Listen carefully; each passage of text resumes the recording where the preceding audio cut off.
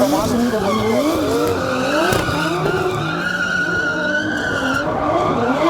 Madsen, han er ved at være varm nu. Ja. Ja.